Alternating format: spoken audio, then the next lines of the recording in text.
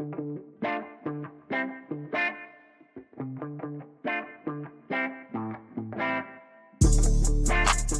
in again, everybody, to Coach's Corner with Ellis Johnson on the Auburn Undercover podcast. We got a lot to talk about this week. Ellis? Well, it's another frustrating week for Auburn people. I mean, it's a game could have won very easily, and 3 in a row now. Something has slipped away. Let's go ahead and ask about the officiating, because that's what people are going to want to hear first. So. Yeah, I know Auburn people are frustrated with it because at close ball games, those things get magnified. There are a couple of things about it. They're not the only ones getting bad officiating. I think it's bad across the board. And I was on the other day, and somebody said that NFL over the last 5 years has lost a ton of officials. I don't know if they age out or they got tired of it or whatever. They pay them good enough, and it's causing a domino effect where they're pulling college referees up. And then the colleges are having to go get them from a smaller conference, or maybe even train a young high school official who's not quite ready yet. But what I don't understand, Ronnie, is they've got the review, in the studio, wherever the hell it is. Somebody said it was Charlotte. Somebody said it was Birmingham. Somebody said, no, hell no, it's in Las Vegas.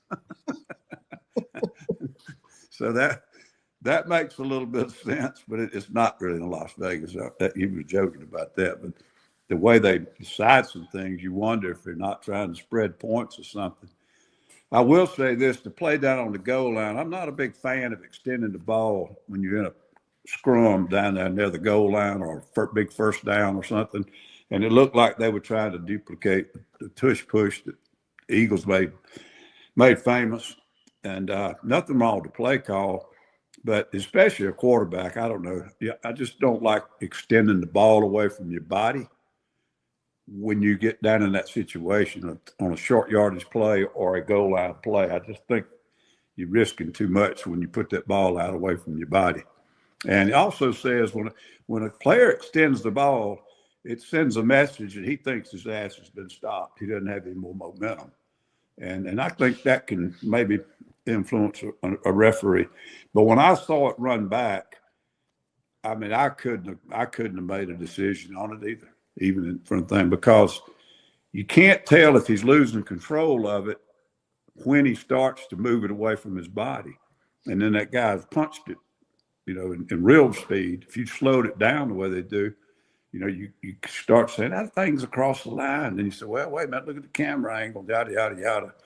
But in real time, in speed, I don't think there's any way the referee could have known whether or not the ball was punched loose or he did it on purpose to extend it. So I'm just not a fan of that. And I think he might have shot themselves in the foot on that one. What are your thoughts on the Kirby timeout or non-timeout, and then the multiple stops at the end of the first half in play? I mean, it just seemed like it was, I don't know. Well, again, the multiple stops, it just looks like the officials, they're either not tied together or they're not very experienced. I don't know. It just seems like they let chaos ensue. And there was one game, I can't remember if it was Auburn-Georgia, but I think it was. But hell, there was a penalty call the first 5 plays of the game. So it may not have been that same game. I'm not saying there wasn't a penalty out there, but it just gets to the point where the officiating is ruining the tempo of the game. But the thing with Kirby, I've watched it on social media about 10 times. I didn't see it during the game. I might have looked at it and didn't know it. I've got a TV, 4 split screens.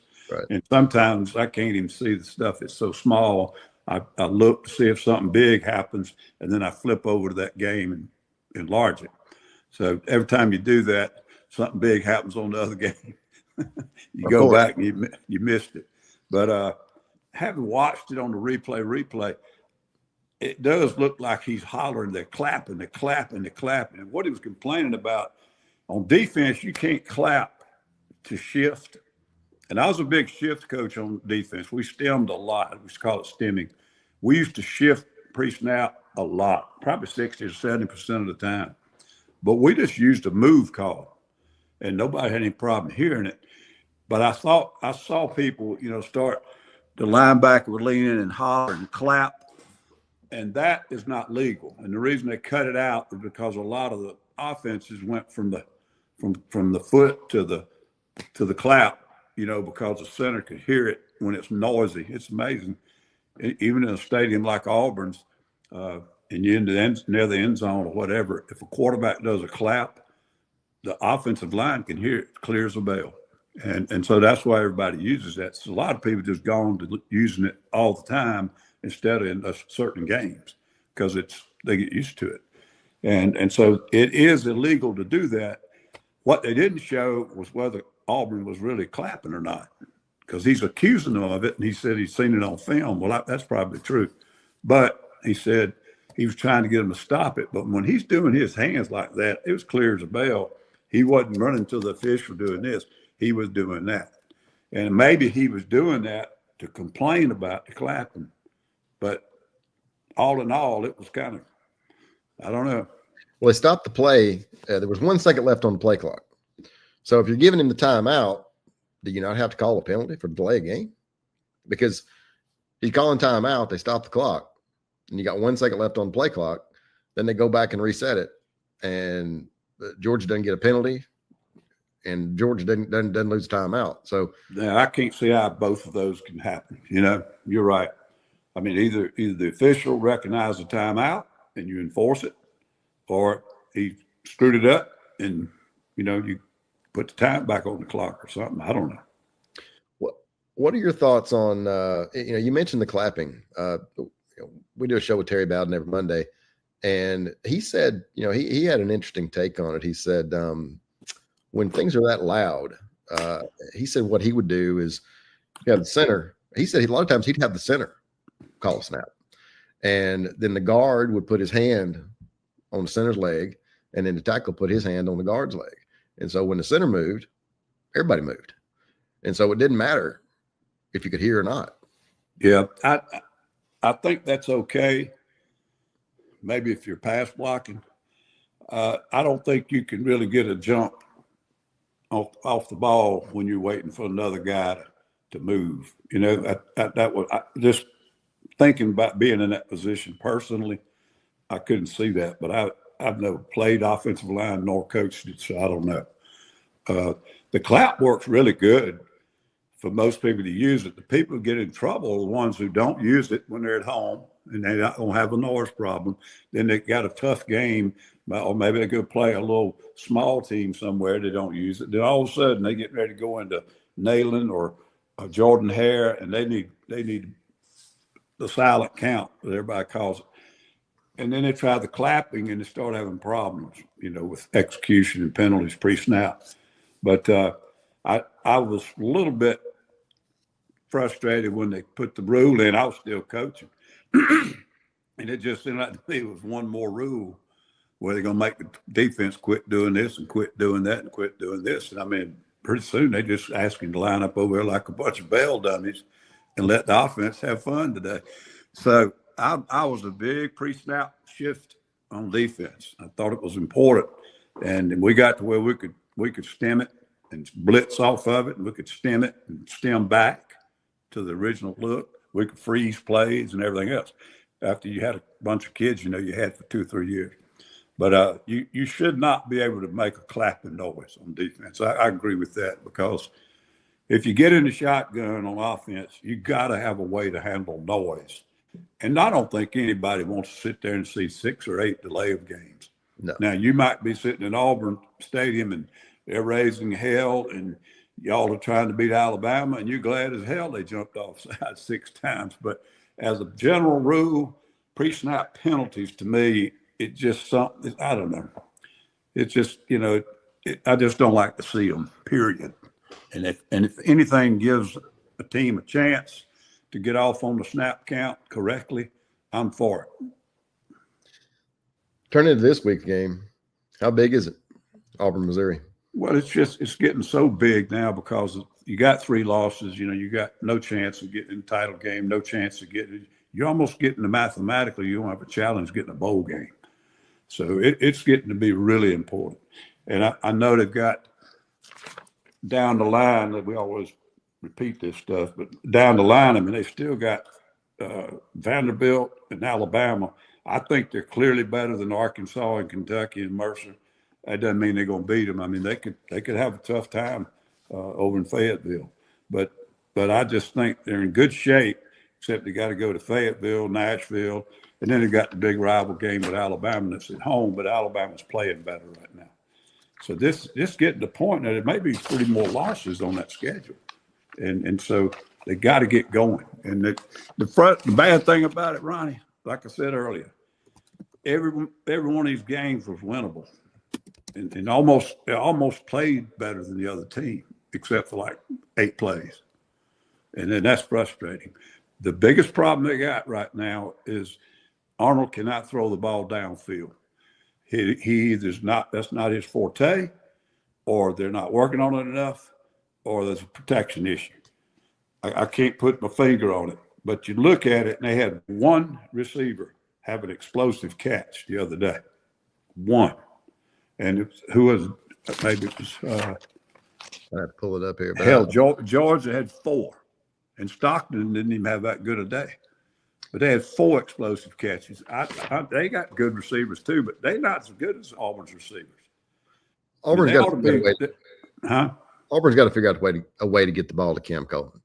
I mean, all 3 of those receivers are dangerous, and they ought to have more explosive catches. The reason they don't have them is they're not getting the ball downfield. And I don't know whether it's system or a lack of protection, or if Arnold's not comfortable throwing those tight balls, but I don't know if they're attempting them because, like I said, you're jumping around watching games. But when you pull out the box score and you look at it, they had 1 catch for 18 yards, and it was Preston Howard.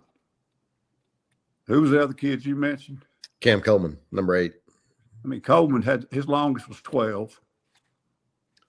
Caught 7 balls, and the longest was 12 yards. And he is a difference maker. I mean, you've got to throw the ball up and let him go get it. He ain't the only one. I mean, they've got as good a receiver room, I think, wide receiver room as there is in the conference. Well, and you talk about the remaining games. I mean, you've got Missouri at home, and look, Jordan-Hare Stadium is one of the top atmospheres in the country, and at some point, you've got to start taking advantage of that. I mean, you can't just keep. I mean. And you've got Missouri this week. It's a 6:45 game. Should be a crazy atmosphere. At Arkansas is not an easy out. I don't care how bad they are. Bobby Petrino will have those guys ready to play. In Arkansas, it's an 11:45 kick. That's a hard ass place to play. You've got Kentucky, who's not very good, and you got Vandy, who is pretty good. Then you got Mercer and Alabama. It doesn't seem to matter how bad Auburn is. The Alabama game seems to always be in play, especially in Jordan-Hare. Absolutely. But you've got 1, 2, 3, 4. I mean, you got 6 games left, and they're all winnable. Absolutely, but there's easily 3 losses on that schedule if they don't stop doing some of this stuff. I mean, I'll go back to the Alabama game 2 years ago. The 4th and 120, 4th and 121. Yeah, come on. That's another one. You got the game in your pocket. Just finish it out. There have been so many of those since he's, in 2.5 seasons since he's been the head coach. And now there's a lot of hot seat talk, which, obviously happens. But, and we can kind of get into this a little bit too. But, I mean, if you look at I know all the Auburn people, I know all across the country, everybody wants a damn coach fired. And that's normal. But, if you're an athletic director and you've got a head coach who's sitting there on the cusp, and I think we'd be kidding ourselves if we said that he's not on the cusp after 3 years. You've got to be able to turn around and look at the rest of look who you're competing against and the jobs that are going to open. And, look, I mean, you look around now. I mean, you've got Stanford, Virginia Tech, UAB, Oklahoma State, UCLA, Penn State, Kent State, Oregon State, Arkansas, and we're just getting started. I mean, we just 6 games. You started naming them. I'm like, I knew all those, but I didn't. I was going to say there were 4. Yeah, I mean, you're talking about 9 jobs or 10. 1, 2, 3, 4, 5. Yeah, you got 9 jobs that are open, and then you look at who, the jobs that could open. I mean, you've got. It is not. I'm just trying to pull up my. Yeah, I mean, you look at who's. I mean, you've got obviously Florida State could open, NC State. Baylor's at 4-2 right now, but Wisconsin's probably going to open. You got Auburn that's sitting there on the cusp. You got Florida, which is I would be shocked if it didn't open. You got North Carolina, which is almost certainly to open. Bill O'Brien's been at Boston College 2 years, inherited a pretty good situation. They're at 1-5. I mean, you go down the line. I mean, you've got some pretty good jobs. Maryland, Michigan State. I don't think Michigan State opens. This is my list here. I'm going down. Kentucky. I mean, LSU sitting there, they can't score. How do they end up? You got a bunch of jobs that could open, and that's not even counting, there's always one or two surprises. I think it's going to be more staff changing than head coaches. Here's what came up the other day, and the guy that was on the podcast with us, Dave Bartu, College Matrix or something. He's not a coach, not a former coach, and he's not even a former administrator, but he's a numbers guy, and he's really good. And he just said, and his personality is such that I was sort of surprised about this, but he just said these schools have got to think long and hard before they make these head coach changes. He said, number one, we've all been talking about these huge buyouts and what it's going to cost them. And now when you're having to pay the players millions, you got to think, is this worth it? I mean, we might be in third gear for another year, but at least we'll be gaining some ground. You fire a coach right now, and at least 50% of the guys that he brought in there are going to leave. Yep. And now you've not only lost a recruiting class that you're supposed to be working on, you just lost half your football team. Now, maybe Pop Warner can come in and fix that in a year or two, but you're not going to do anything really good for another year or two, even if you hit all the right buttons. And had you left the damn thing alone, I still say you'd been further ahead. And it's just the nature of college football now with all the money that's in it. And now they're having to give some of it to the players, and the coaches have been making too much for whatever. And all the content, the static from social media, it stirs up the fan base and pisses them all off. And the board members and people feel that too after a while. They go to church and get cussed out by the preacher for not firing the coach. But I'm just getting to the point where I just don't know if it makes sense to fire these guys. And the other thing he brought up was who you going to get when you're going to get a really good coach that's taking a school like Indiana to the playoffs. What are you going to do? Wait till January 20th to bring him in? I mean, or you're going to go get a coach who's ready to get the hell out of there because he's not winning. And what is he bringing to the table? Because, I mean, if they get in a bowl game, I mean, it's no big deal. An interim coach can take them to a bowl game. Bowl games have lost any meaning now anyhow. But if you want to replace a coach, a $5 or $8, $10 million coach, I assume you're trying to find another $8, $10 million coach. And if you do, he's probably going to be in the playoffs. And he's not coming until he gets knocked out of the playoffs. So I don't know. The whole thing is it's almost like a perfect storm now. The way this recruiting calendar and the portal and all these other things have painted them into a corner, not to mention the tons and tons of millions of dollars that are going to be wasted and pissed away. You're going to pay about 10 people not to work at the school. Well, and, you look at a place like, and I agree with you 100%. I mean, when you're losing that much of your roster and the rules are the way that they are, and look, Hugh Freeze lost a bunch of games that he shouldn't have lost in 3 years. He inherited a dumpster fire. But I think you've got to be really cognizant of who are you going to go get, and then look, if it bottoms out and you end up, 4-8, that's one thing. But if you're sitting there at 7-5 and you get to a bowl game, and you've lost 2 games, that there are certainly arguments that the officials cost you 2 games. Sure. And so if you're sitting here at 5-1, we're not having this conversation right now. But you need to also track their recruiting, which I don't do at all anymore. But I know for the last 2 years he's done a heck of a job recruiting. They've changed the roster, and they're a lot better football team. So I don't care what fan base thinks. And winning and losing is the main deal. Okay, I get that. But the program is not going in the wrong direction. It's just running into a bunch of bad thunderstorms or whatever, and they're not getting out of them. But the program's going in the right direction, in my opinion. Well, and Auburn just flipped a 4-star linebacker. He was committed to Auburn for, I think, close to a year, and then flipped to Georgia, and then 4-star linebacker this morning flipped back to Auburn. Recruiting is still going well, and Auburn's got money to pay. And I just think short of, a 5-7 or a 4-8, I just think you've got to give it a shot. I mean, I just think changing coaches every 3 years, and I'm not saying there aren't issues, because clearly there are. But everybody's got issues. None of these jobs. I mean, they're all hard. You better think long and hard. I don't know what you think you're going to do. It's going to all of a sudden just bring in the perfect fit and going to flip that thing in 1 year.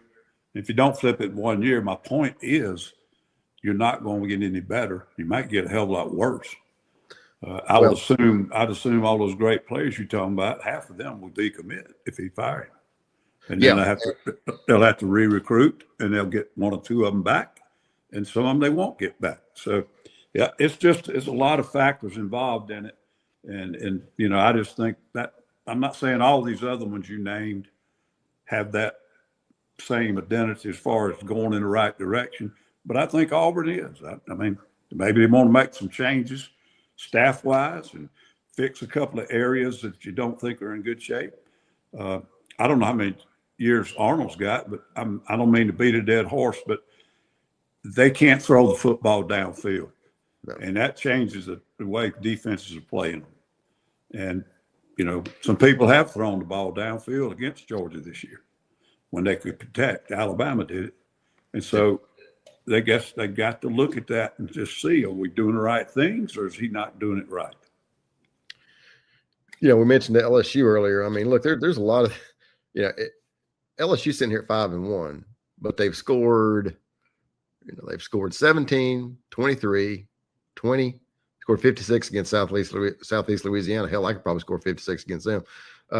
Scored 19 against Ole Miss and 20 against South Carolina. You've got you got Vandy, who at 11 a.m. kick in Nashville, and you're an underdog.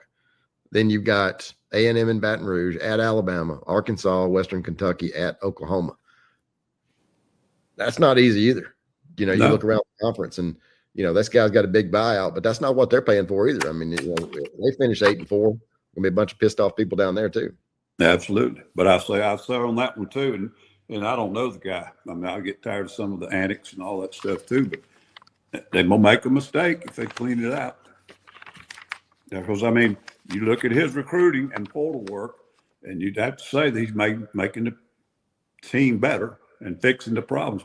Last year, they couldn't stop running water on defense. He changed that.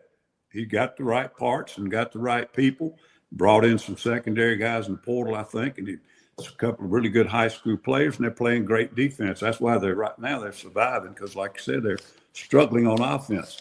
The offensive thing, they lost 2 NFL tackles. I think they had 2 tackles that are starting in the NFL this year as rookies. That makes a difference. And they're having a hard time protecting us. And he's not a Sellers, who can get out of trouble and make you pay for it. He has to be protected. He's very average moving, throwing on the run, and he takes a lot of hits. And he's a smart kid. He's a tough kid. But by the end of the game, he's either tired or been bounced around, and he makes at least 2 really, really bad throws in the second half and even in the fourth quarter maybe that ends up coming back to hurt him. One thing they have done well, like you said, they have not scored points. But one thing they do is they possess the ball. Yeah. And that's helping their defense. It's one thing to score 20 points and turn the ball over 4 times.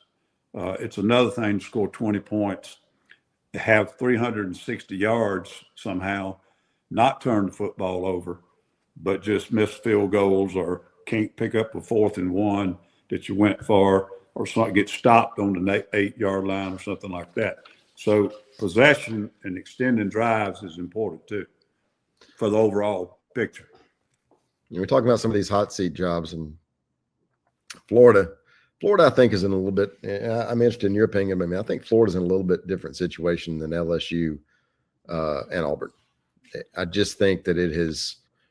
They're 2-4. They've got the toughest schedule in the country, probably. But this week you got Mississippi State at home, at Georgia. I'm sorry, Georgia and Jacksonville, at Kentucky, at Ole Miss, Tennessee in Gainesville, and Florida State in Gainesville. I don't see how he makes it.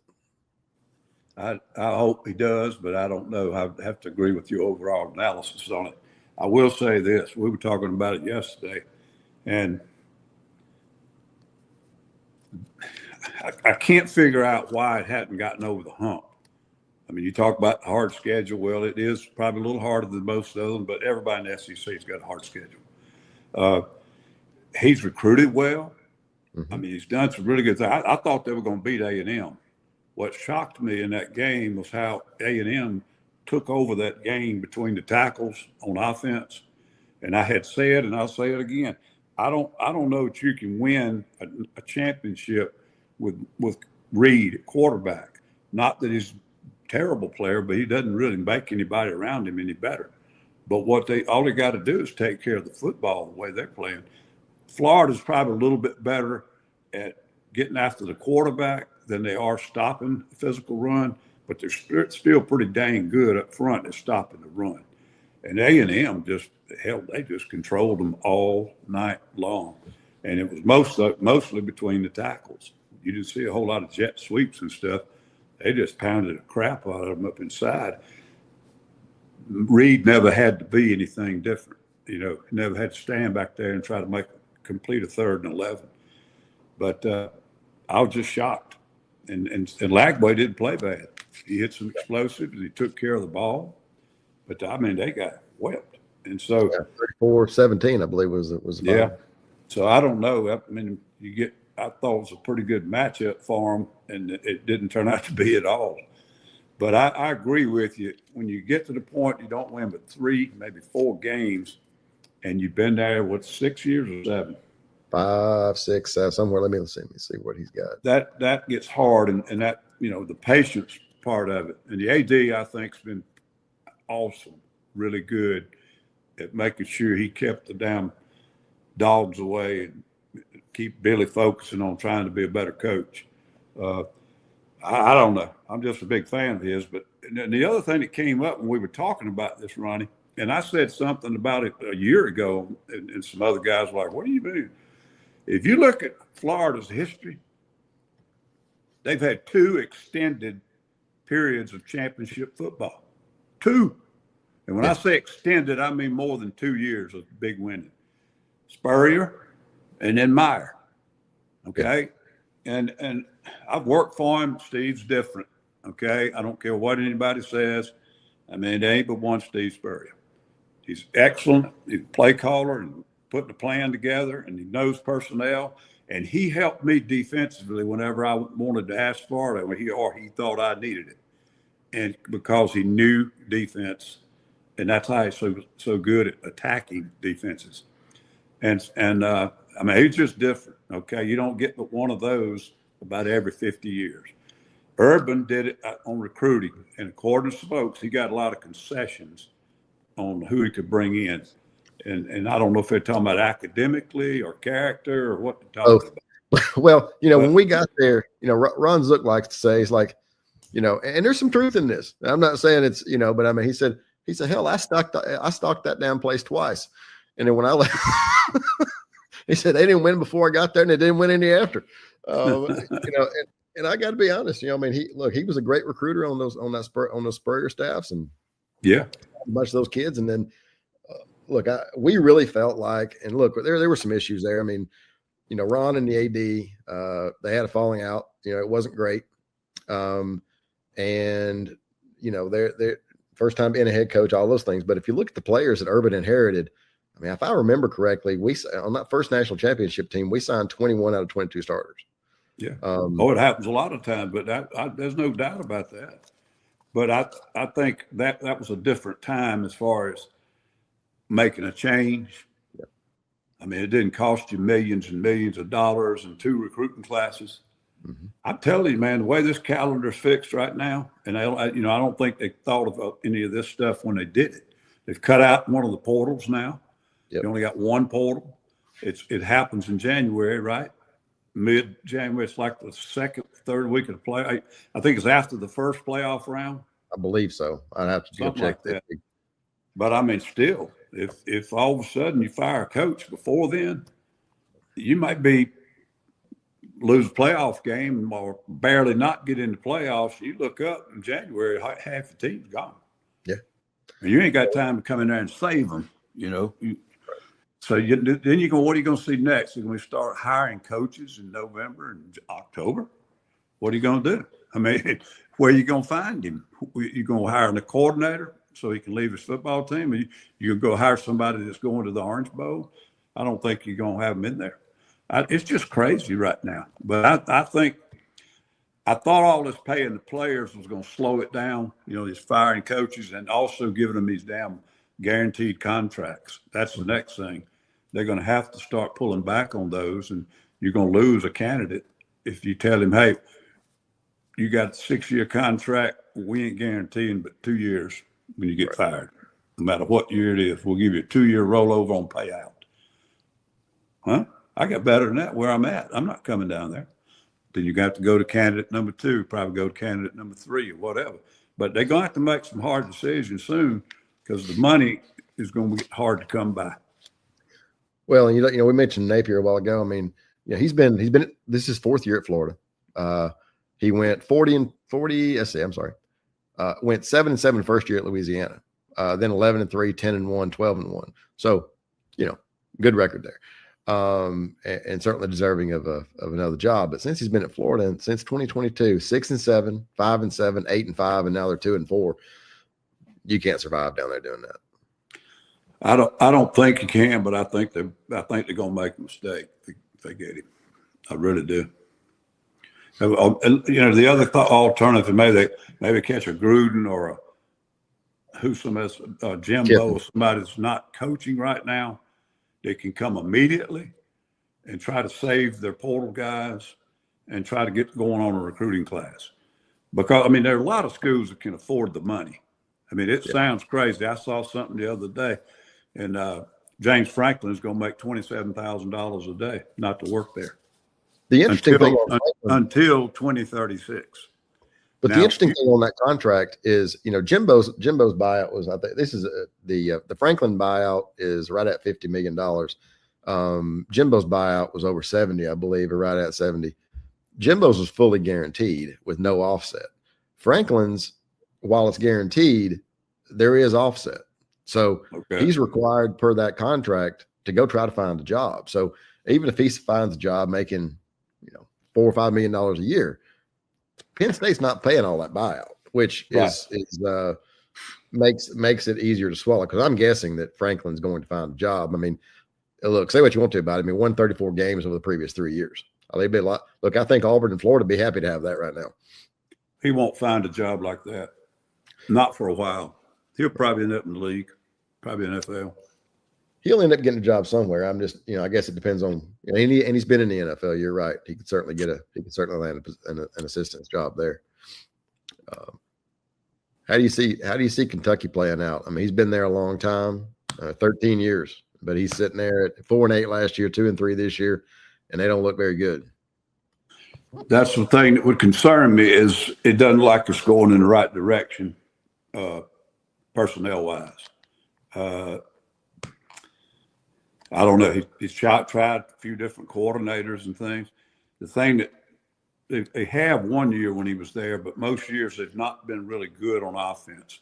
They've had to be an offense that contributes to the overall team picture. Don't turn the ball over, run the football, burn a lot of clock. And after a while, that's a good formula for winning because he can coach defense, but it isn't a good formula to attract players. And so you try to tell this great receiver, we're going to open it up next year. And he's looking at your film and he's saying, well, what are you going to open it up with? You got a skeleton key. You go all of a sudden open a magic box. the quarterback can't throw and you can't protect, and the other receivers on the team run 4-7. So how am I going to fit in? It's hard to recruit. That's what happens with these wishbone teams. Paul Johnson's as good a football coach as I've ever been around, and a good friend and everything. What happens, he came into Georgia Tech, and there was some athletes there because they'd been playing a different system. He had that big, tall receiver, led the ACC in yards per catch, and he didn't throw the football but 10 to 15 times a game. Well, he didn't have any kids like that after about 2 or 3 years. He couldn't recruit them. And then all his offensive linemen started shrinking from 6'4" and 6'5". They were all about 6'2" by the time he left. Right. And, they could cut your knees out from under you, but they couldn't pass block. And nobody wants to play in that stuff because it doesn't help you get to the league. It's hard to recruit. And I think that's something that's kind of happening in Kentucky. It's starting to be a perpetuating thing. You can't get out of the rut because everything you got on film is still in the rut. And the kids that you need to bring in there, you can recruit good kids at Kentucky. They got money and it's a beautiful place and they play in the best league in America. But they don't want to play in this system because they don't see the other guys around them that complement, playing a good pro-style offense and getting better. Learn how to pass block, learn how to run pass routes, learn how to throw the ball. The young kid that got a quarterback now is really struggling, and they're not protecting him very well. So it's going to be a growing year for him. But I don't know. I mean, I still think it's another program that make a mistake if they make a change. He's been there 13 seasons, was 4-8 last year. They're 2-3 now. His overall record, now look, he inherited a mess, if I remember, from Joker Phillips. But 13 seasons, he's been there a long time, 67-73, but 28-62 in the conference. But you're at Kentucky. Yeah, I'm gonna go back and check their history. That hadn't been much different. You talk about a guy that's probably going to have a chance to get a job as Clark Lee at Vandy. Yeah, that'll be interesting. Even a school like Penn State, he coached at Notre Dame, didn't he? Coordinator. I'm not sure. He was defensive coordinator at Notre Dame. I don't think he was at Penn State. Anyhow, he's got some experience in that Northeast or whatever you want to say. And I guess, be hard for him to turn it down. And you got to wonder if this is just a 2 or 3 year fairy tale. But I mean, he fits there so well, and they have made some. He played there. Yeah, and they have made some huge commitments. Hell, he's from Nashville. He played a high school in Nashville. But they've made some commitments and some changes there. And, he's obviously able to go out and do the portal because that's where, all those guys came from New Mexico. So it's a better job than it used to be. But you're still trying to operate in the SEC. And you're always going to be trying to be the underdog and find a way to do it. But that'll be interesting. I mean, I would say that, for a big timer like Penn State or somebody comes after him, he'd probably leave. Well, the names here at Penn State are, the top name is Matt Rule, so because he's been there and he's got a relationship with the AD. He seems to be the hot name right now. I mean, you mentioned Indiana a while ago. I mean, Indiana flipped it, and that guy's done a terrific job. But if you look at the schedule now, I mean, put Indiana. And I don't want to diminish the job that he's done, but if you take Indiana, let him play Florida's schedule and see how it ends up. Yeah, I mean, I agree with that. He doesn't have to play big time football every week.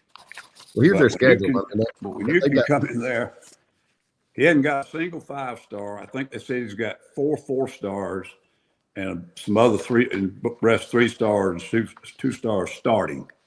I mean, I can't remember who sent it, and I don't remember exact numbers, but I know they said there's 0 5-stars, and there's either like 4 or 6 4-stars. So he did it everywhere he's been. Did it at Elon. I'm familiar with that program. Of course, it's different now, but when I was at Gardner Webb, we were in their conference. He did it at JMU. He did it at that other school in Pennsylvania first, and now he's done it at Indiana. Well, a lot of people did it at JMU, but not Indiana.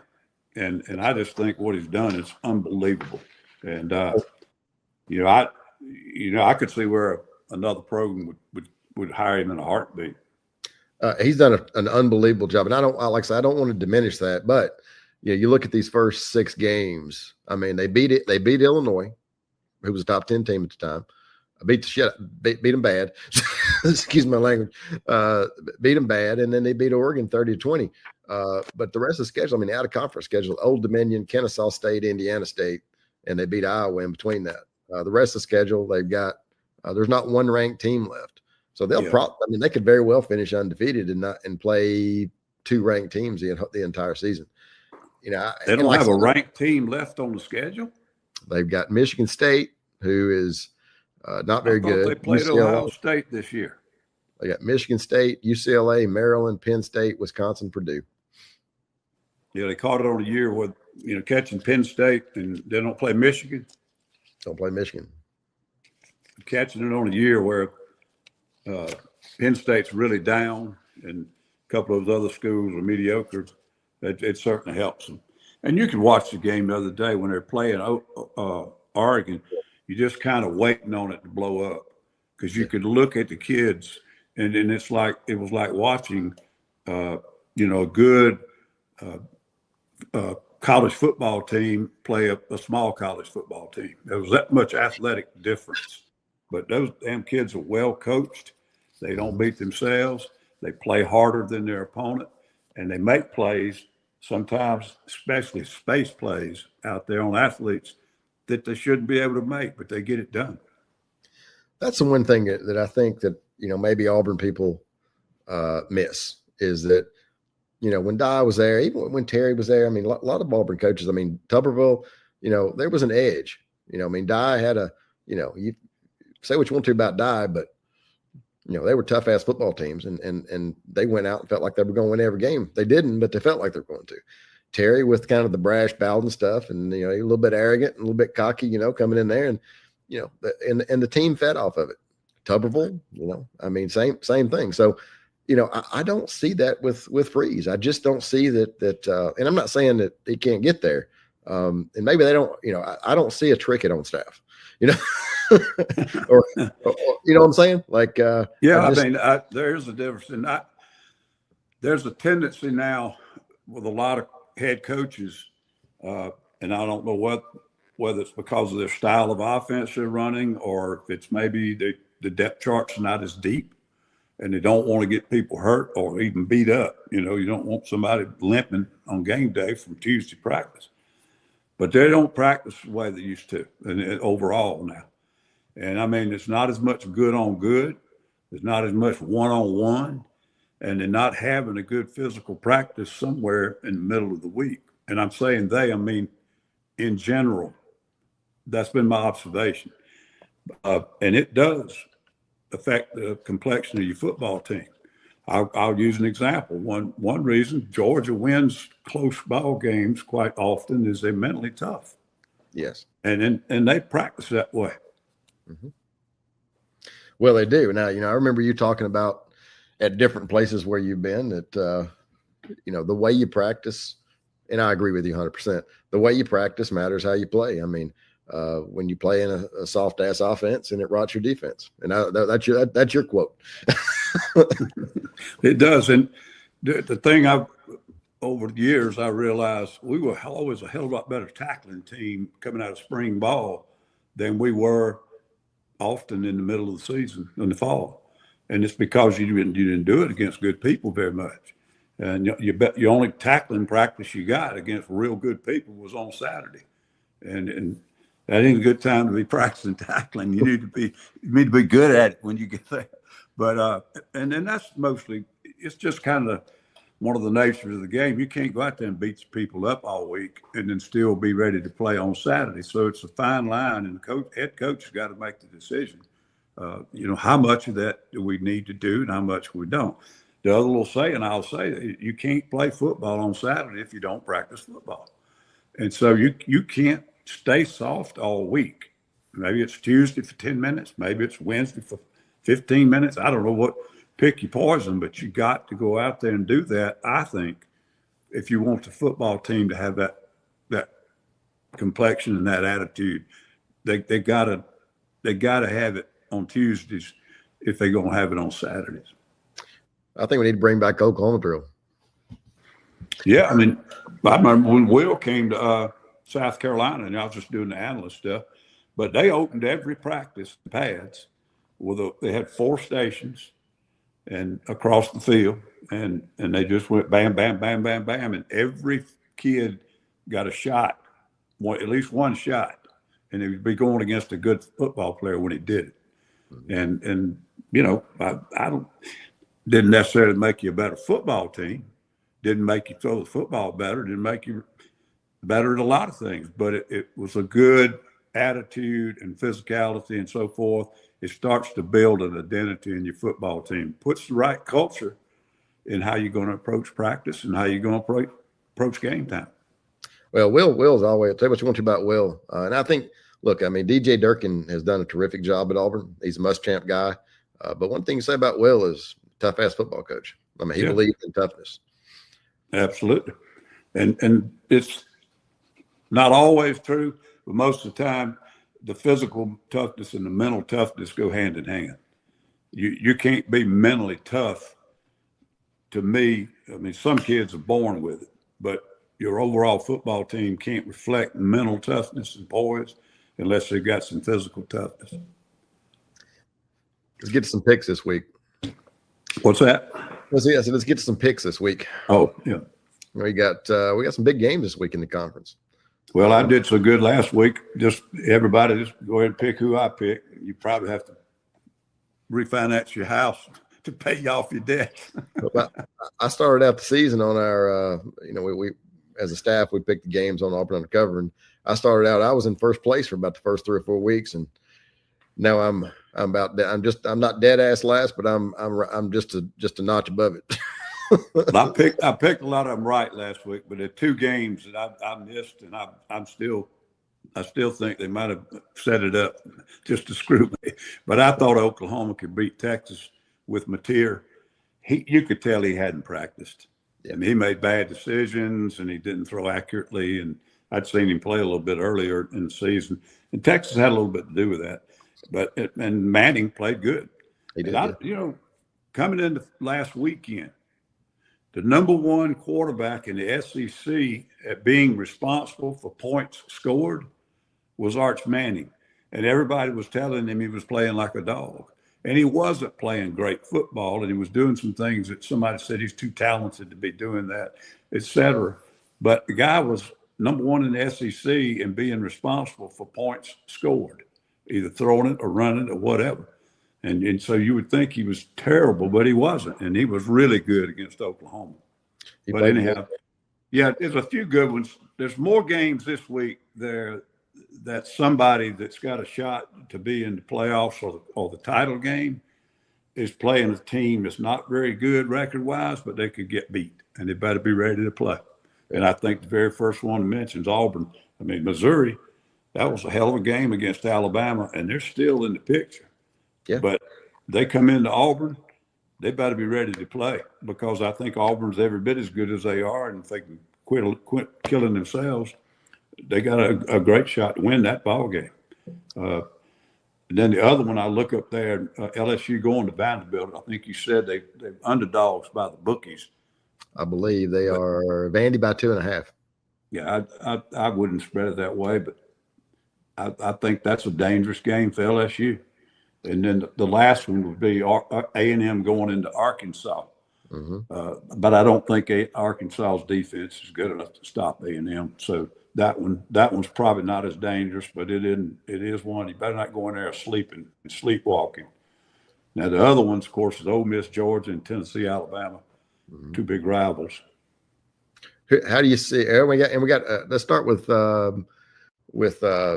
Oklahoma at South Carolina. It's early, 11:45 game. Same thing. Oklahoma's still in this thing. If Mateer if this thing's not bothering him and he's actually practicing all week, I think they get a few things cleaned up on offense. And I think they can run the football on South Carolina. They can. South Carolina's got a really good pass rush. But I think Oklahoma will win this game. It is a little bit early in the daytime, and the atmosphere at Carolina it'll be tough, but it won't be like a night game. And They're better than South Carolina. It's just Sellers could end up breaking out on any game and running crazy for 140 yards rushing or something. But as of now, it just hadn't hit. And got a few little running backs that started showing some ability, but they still struggle running the football.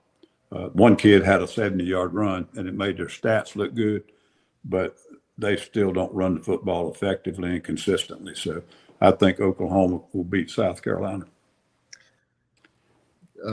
Ole Miss at Georgia, and the line is Georgia by 7.5. Wow. I'd kind of think Georgia's a better football team. They got them at home. Yeah. Ole Miss has got some things that are more explosive and been playing pretty good defense. But I just don't see them going into Georgia and beating Georgia. Yeah, I would have to agree with you. I mean, I think some things I think they can. I don't think they will. Ole Miss is one of 12 undefeated teams in the top 25. Pretty amazing. But hey, look, you can't argue with the job he's done. Right. It's really, he's quirky and all those things, but he's done a hell of a job. Yeah, the defense has been probably the biggest key. And of course, that kid coming from Division II, and they ain't missed a beat with him. But the other day, they started real slow on offense, and defense kept them in the ball game till that little kid got going. We got number 11 Tennessee at number 6 Alabama. Alabama's probably playing as well as anybody in the country right now. Yeah, I mean, you know what it did last year? It was hot, cold. So far, we hadn't seen that this year. They came out and laid an egg the very first game, and they've been as good as anybody, especially offensively. Defensively, they're starting to play a lot better too, and more consistently. And the quarterback's been phenomenal. Yeah, and I just think they've still got 0 losses in the conference too, so they're very much in the driver's seat, I think, to get in the SEC championship game. Now, the playoffs, there's still some games they got to go, and they got some tough opponents. But I think they handled Tennessee in this one. Well, yeah, after this week, you got Tennessee at home, at South Carolina, LSU and Tuscaloosa, Oklahoma at home, Eastern Illinois, and at Auburn. So, look, Tennessee, LSU, Oklahoma, Auburn. I mean, that's a tough road to hoe. But I mean, if you beat Tennessee, I mean, they're playing as well as anybody in the country right now. There's not a game left on their schedule they can't win. Right. Yep. They're favored in this one. They'll be favored against Carolina. They'll be favored against LSU at home. Be favored against Oklahoma at home, Eastern Illinois, and then depends on what happens in the next 4 or 5 weeks. They'll probably be favored at Auburn. Yep. No doubt. Ellis, good to be with you again. Yes, sir. I think this Auburn-Missouri game now, I think it's going to be a hell of a game. And Missouri's certainly playing well enough that they can go in there and beat them. But Auburn's been so close the whole time. They might get this one. I think it's key. I mean, I think it's about. I don't necessarily believe in must wins, but if you're going to have a decent season, this is about as close as you can get. Yeah, mathematically, man, they're getting in danger of a bowl game. Alabama, Perdue has been as good as any quarterback in the league, but Alabama got him off the other day. He threw a couple of picks. Auburn's good enough to do that too. If they get their turnovers off of Missouri, they'll have a shot to win this one. I have to agree with you. We'll see you again next week. Sounds good, man. Enjoyed it. Same here.